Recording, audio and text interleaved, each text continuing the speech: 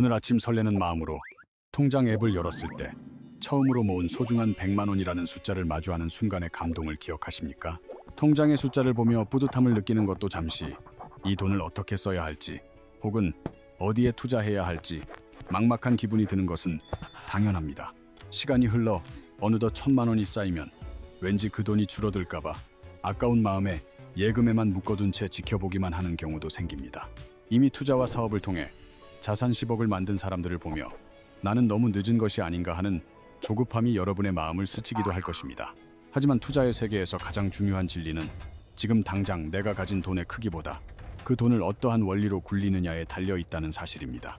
100만 원이든 1000만 원이든 10억이든 각 단계에 따라 구체적인 전략은 달라지겠지만 불을 일구는 핵심적인 원리는 모두 똑같이 작동하기 때문입니다.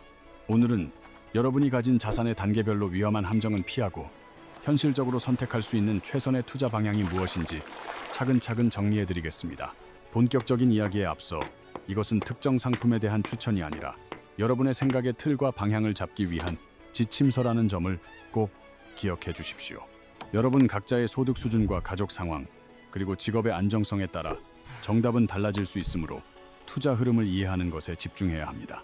자, 이제 시작인 100만 원 단계입니다. 100만 원은 인생 전체에서 볼 때 투자 연습을 하며 실수해 볼 수 있는 가장 안전한 금액입니다.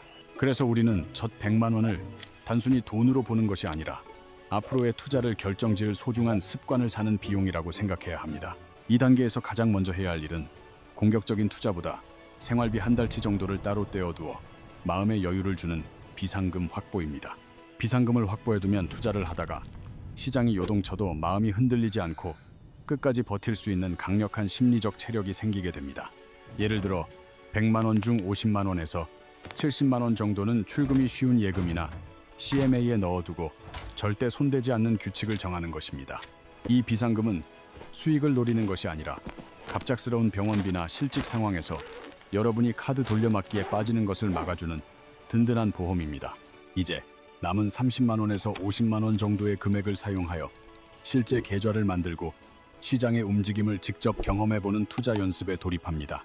100만 원 단계의 목표는 큰 돈을 버는 것이 아니라 개별 종목 대신 시장 전체를 따라가는 지수 ETF에 소액 분산 투자를 해보는 것입니다. 월 10만 원씩이라도 자동이체를 걸어두고 1년이라는 시간을 보내면 그래프가 어떻게 형성되는지 몸소 느끼며 투자 근육을 키울 수 있습니다. 금액이 커진 뒤에 실수하면 회복하기 힘든 상처가 남지만 100만 원일 때 겪는 시행착오는 가장 가성비 좋은 인생의 수업료가 될 것입니다. 처음부터 무리하게 급등주나 코인 단타에 뛰어들어 투자를 싫어하게 되기보다 규칙을 세우고 본인의 습관을 관찰하며 다음 단계를 준비하십시오. 1000만 원을 모았다는 것은 이미 저축 습관이 몸에 배었으며 이제 수비에서 공격으로 전환할 준비가 되었다는 아주 중요한 의미를 갖습니다.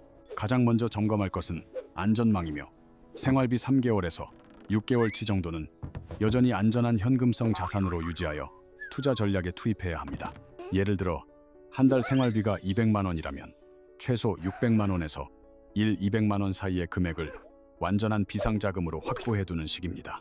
만약 지금 가진 1000만 원이 전부라면 그중 일부를 서서히 투자 쪽으로 옮기며 자산의 성격에 따라 바구니를 나누는 연습을 시작해야 합니다. 1000만 원 단계에서 이전과 가장 크게 달라지는 점은 단순한 수익률뿐만 아니라 세금을 고려한 세후 수익을 극대화하는 전략을 세우는 것입니다.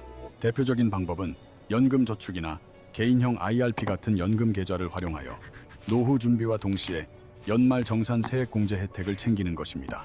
소득 수준에 따라 다르지만 연금 계좌를 잘 활용하면 연간 수십만 원에서 100만 원 안팎의 소중한 세금을 돌려받는 강력한 효과가 있습니다. 같은 돈을 투자하더라도 세금 환급을 곁들여 받는 것과 그냥 투자하는 것은 장기적으로 자산의 눈덩이 크기에서 엄청난 차이를 만듭니다. 제가 권장하는 기본 순서는 비상자금 확보를 최우선으로 하고 연금 계좌 한도를 확인한 뒤 남은 돈을 ISA에서 운용하는 구조입니다. ISA 계좌는 여러 상품의 손익을 통산해주고 일정 금액까지 비과세 혜택을 주어 일반 계좌보다 세금 면에서 훨씬 유리한 구조를 만들어줍니다. 투자 규모가 커질수록 이러한 세금 절약의 차이는 복리처럼 쌓이게 되므로 초기부터 절세 계좌를 활용하는 시스템을 갖추는 것이 매우 중요합니다. 1000만 원을 나눈다면 비상금 400만 원, 연금 계좌 300만 원, ISA나 일반 계좌 300만 원처럼 세 가지 바구니로 분산하는 예시를 들 수 있습니다. 각 계좌 안에서도 국내외 주식 ETF와 채권 ETF를 섞어 본인의 투자 성향에 맞는 최적의 자산 배분 비율을 직접 설계해 보시기 바랍니다. 안정성을 선호한다면 채권 비중을 높이고, 성장이 더 중요하다면 주식 ETF 비중을 늘려 본인만의 견고한 포트폴리오를 구성하는 단계입니다. 중요한 것은 복잡한 상품을 많이 아는 것이 아니라 월급 날마다 연금 계좌와 ISA로 자금이 흘러들어가게 만드는 나만의 시스템을 정하는 것입니다. 미리 정해둔 비율대로 ETF를 매수하는 과정을 반복하면 뉴스나 금리 변화에 일일이 흔들리지 않고 이미 할 일을 끝냈다는 평온함을 얻게 됩니다. 이때 가장 경계해야 할 생각은 목돈이 생겼으니 한 방에 크게 벌어보자는 유혹이며, 이는 레버리지나 고위험 투자의 함정에 빠지게 만듭니다. 이미 모인 돈을 지키고 불리는 데 있어서는 일시적인 속도보다 10년 넘게 무너지지 않고 유지될 수 있는 시스템의 지속성이 훨씬 중요합니다. 1,000만 원 단계의 진짜 목표는 수익률 몇 %를 올리는 것이 아니라 평생을 함께할 나만의 체계적인 돈 관리 시스템을 완성하는 데 있습니다. 이 시스템만 잘 만들어두면 그 토대 위에 1억 원, 5억 원, 그리고 10억 원의 자산이 올라가는 것은 이제 오직 시간 문제일 뿐입니다. 이제 많은 이들의 꿈이자 목표인 10억 자산의 단계로 넘어가 보겠습니다. 10억은 분명 상징적이고 거대한 금액입니다. 하지만 막상 이 단계에 올라선 분들은 고민이 사라지는 것이 아니라 고민의 종류가 완전히 새롭게 바뀐다는 점을 깨닫게 됩니다. 이제는 어디에 넣어야 제일 많이 벌까 하는 공격적인 질문보다 어떻게 하면 내 자산을 안전하게 지킬 수 있을까를 먼저 묻게 됩니다. 10억 단계에서의 핵심은 단순한 수익률 경쟁이 아니라 철저한 리스크 관리와 끊기지 않는 현금 흐름을 만드는 것에 있습니다.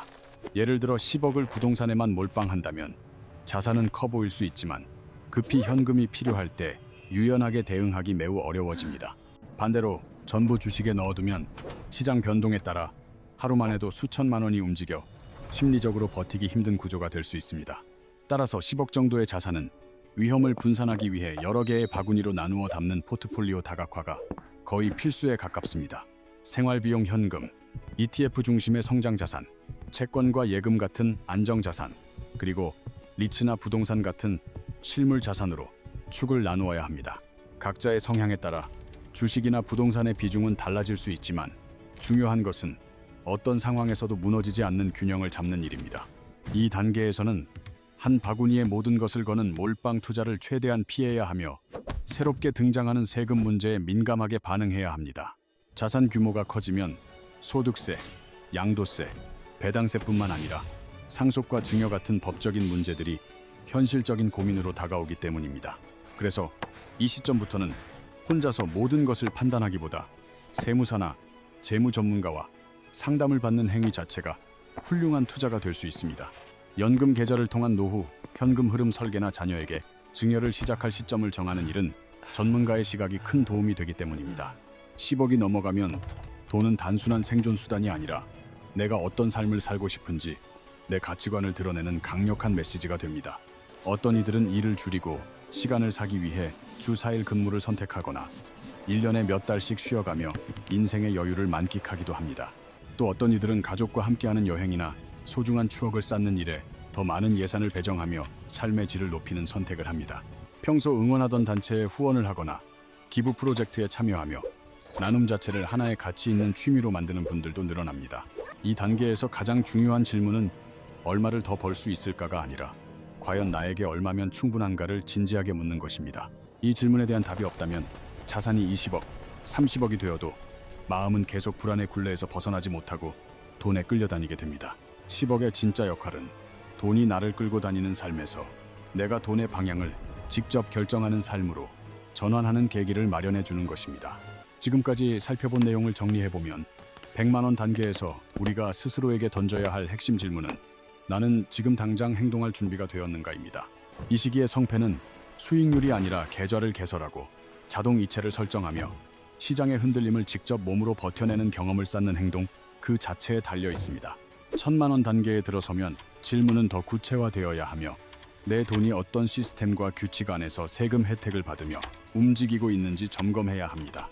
연금 계좌와 ISA를 활용해 세후 수익을 고려한 구조를 만들고 비상자금과 투자자금을 명확히 분리해 두는 것이 이 단계의 가장 큰 성취입니다. 그리고 10억의 단계에 이르면 질문은 완전히 달라져서 내가 가진 이 돈이 내 인생과 주변 사람들에게 어떤 의미를 남기길 원하는지 고민해야 합니다. 여기서는 1~2%의 추가 수익률보다 나와 가족의 안전, 그리고 내가 소중히 여기는 가치에 얼마나 돈을 쓸 수 있는지가 훨씬 더 중요한 기준이 됩니다. 혹시 지금 여러분이 가진 돈이 100만 원에 가깝든 이미 그 이상이든 상관없이 우리 모두에게는 한 가지 아주 중요한 공통점이 존재합니다. 그것은 바로 언젠가 큰 돈이 생기면 그때 제대로 투자해야지라고 미루는 사람은 실제로 그날이 와도 똑같이 망설이고 기회를 놓치게 된다는 점입니다. 반대로 지금 당장 100만 원부터 차분히 계획을 세우고 작은 금액이라도 자동이체를 시작하는 사람은 10년 뒤 전혀 다른 위치에 서게 될 것입니다. 투자는 인생의 어느 시점에 내리는 거대한 결단이 아니라 오늘 우리가 내릴 수 있는 아주 작은 결정들이 무수히 반복되어 만들어지는 결과물입니다. 오늘 자동이체를 설정하는 것, 지출을 조금 줄이는 것, 그리고 내 계좌를 한 번 더 확인하는 이 작은 선택들이 복리처럼 쌓여 여러분의 미래를 만듭니다. 그래서 저는 지금 이 영상을 보고 계신 여러분께 각자가 처한 단계에 맞는 딱 한 가지의 다음 한 걸음을 오늘 바로 정해보시길 제안합니다. 만약 100만 원 단계라면 비상금 액수를 정하고 첫 번째 지수 ETF 종목을 오늘 안에 선택하여 투자의 첫 발을 떼어보시기 바랍니다. 1000만 원 단계라면 연금 계좌와 ISA의 혜택을 상세히 비교해보고 자동 이체할 금액과 날짜를 수첩에 직접 적어 시스템을 가동하십시오. 이미 10억 단계에 계신다면 앞으로의 10년을 바라보며 어떤 삶을 살고 싶은지 글로 적어보고 그 비전에 맞는 자산 배분을 다시 설계해 보십시오. 결국 돈이라는 것은 우리가 일상에서 어떤 선택을 반복하느냐에 따라 전혀 다른 인생의 이야기를 써내려가는 펜과 같은 역할을 합니다. 오늘 이 시간을 함께 하신 것이 여러분의 인생이라는 책에서 경제적 자유를 향한 방향을 바꾸는 아주 소중한 첫 페이지가 되기를 진심으로 바랍니다. 지금 당장 수중에 있는 금액이 얼마이든 여러분은 이미 이 거대한 투자 게임의 일원으로서 당당하게 참여하고 있다는 사실을 잊지 마십시오. 이제 남은 일은 현재 내가 서 있는 단계를 있는 그대로 인정하고 그 단계에 맞는 최선의 전략을 골라 조용하고 꾸준하게 실행해 나가는 것뿐입니다. 오늘 시작한 그 작은 꾸준함이 시간이 흐른 뒤 여러분의 통장 숫자를 바꾸고 나아가 여러분의 인생 전체를 완전히 바꿔줄 것입니다.